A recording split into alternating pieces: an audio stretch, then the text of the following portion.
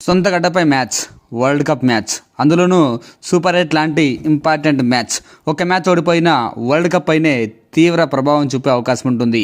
అందులోనూ ఆస్ట్రేలియా లాంటి బలమైన టీంను గ్రూప్ స్టేజ్లో ఓడించింది. అలాంటి టీంపై చాలా అంచనాలు ఉంటాయి. కానీ ఆ అంచనాలు తలకిందులు చేస్తూ శ్రీలంక ఘోరంగా ఆడి ఓడిపోయింది ఇంగ్లాండ్ చేతిలో. నిజంగా శ్రీలంక నుంచి ఇలాంటి ఆడతీరుని అసలు ఎవరు ఎక్స్పెక్ట్ చేసి ఉండరు ఈ వరల్డ్ కప్లో. ఎందుకంటే మంచి విజయాన్ని సాధించింది ఆస్ట్రేలియాపై. ఆ జట్టు జింబాబ్వేపై ఓడిపోయిన మంచి ఆడతీరును కనబరిచింది. అయితే ఈరోజు ఇంగ్లాండ్ పై మాత్రం మరీ సాదాసీదాగా ఆడి ఆర్డినరీ ఆడతీరుతో ఘోరంగా ఓడిపోయింది. ఏకంగా 51 పరుగుల తేడాతో ఓడిపోయింది. అలా అని ఇంగ్లాండ్ ఏమి 250 పరుగులు చేసి శ్రీలంక ఏమి 200 పరుగులు చేయలేదు. ఇంగ్లాండ్ 146 పరుగులు చేస్తే శ్రీలంక జస్ట్ 95 పరుగులకు ఆల్అవుట్ అయిపోయి 51 పరుగుల భారీ తేడాతో ఓడిపోయింది. ఈ మ్యాచ్లో ఫస్ట్ బ్యాటింగ్ చేసిన ఇంగ్లాండ్ మొదట్లో స్లోగా బ్యాటింగ్ స్టార్ట్ చేసింది. నిజంగా ఇంగ్లాండ్ బ్యాటింగ్ చూసిన తర్వాత ఇంగ్లాండ్ ఈరోజు ఘోరంగా ఓడిపోతుంది అనుకుని ఉంటారు.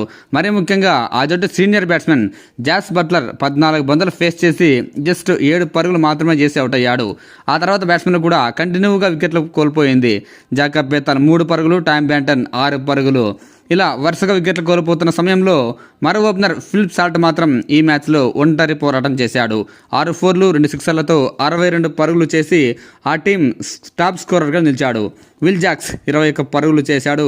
మిగతా ఇద్దరు బ్యాట్స్మెన్లు డబుల్ డిజిట్ స్కోర్లు చేశారు. శ్రీలంక బౌలింగ్లో అయితే అద్భుతం చేసింది అని చెప్పొచ్చు. ఒకానొక స్టేజ్లో 68 పరుగులకి 4 టాప్ ఆర్డర్ వికెట్లు కోల్పోయింది ఇంగ్లాండ్. అప్పటికి 10 ఓవర్లు పూర్తి అయిపోయాయి. సో అప్పటికి కూడా శ్రీలంకదే మ్యాచ్ పై చేయి. ఆ తర్వాత కూడా ఇంగ్లాండ్ ఏమీ భారీ స్కోర్ చేయలేదు. T20లో 146 పరుగులు అంటే చాలా సాధారణ టార్గెట్ అనుకోవచ్చు. కానీ శ్రీలంక బ్యాట్స్మెన్లు మాత్రం ఘోరంగా ఒకరికి మించి ఒకరు దారుణంగా ఫెవిలియన్ బాట బట్టి భారీ ఓటమిని మూట కట్టుకున్నారు. శ్రీలంక బ్యాట్స్మెన్లు అయితే మరీ ముఖ్యంగా ఈ మ్యాచ్లో 3 మాత్రమే డబుల్ డిజిట్ స్కోర్లు చేశారు.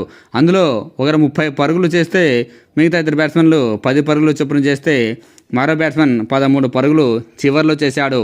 ఫైనల్గా ఇంగ్లాండ్ బౌలింగ్ దెబ్బకు శ్రీలంక 16.4 ఓవర్లకే 95 పరుగులకు ఆల్అవుట్ అయింది. ఇంగ్లాండ్ బౌలర్లు సమిష్టిగా రాణించారు. కట్టుదిట్టంగా బౌలింగ్ వేశారు, కంట్రోల్గా బౌలింగ్ వేశారు, పరుగులు ఇవ్వడంలో పూర్తిగా సక్సెస్ అయ్యారు.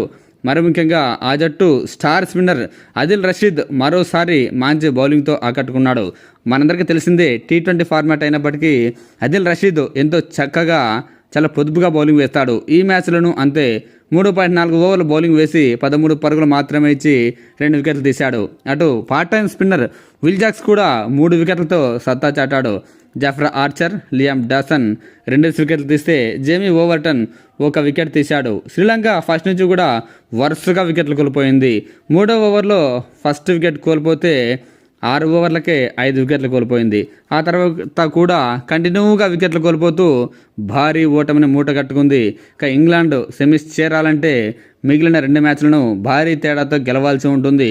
అందులోనూ శ్రీలంక వాతావరణం సరిగ్గా లేదు, వర్షాలు వస్తున్నాయి. ఒకవేళ ఒక్క మ్యాచ్కు శ్రీలంక వర్షం వల్ల రద్దయినా ఇక ఆ జట్టు సెమీస్ చేరకుండానే సొంత గడ్డపై ఇంటి దారి పట్టాల్సిన పరిస్థితి ఏర్పడుతుంది.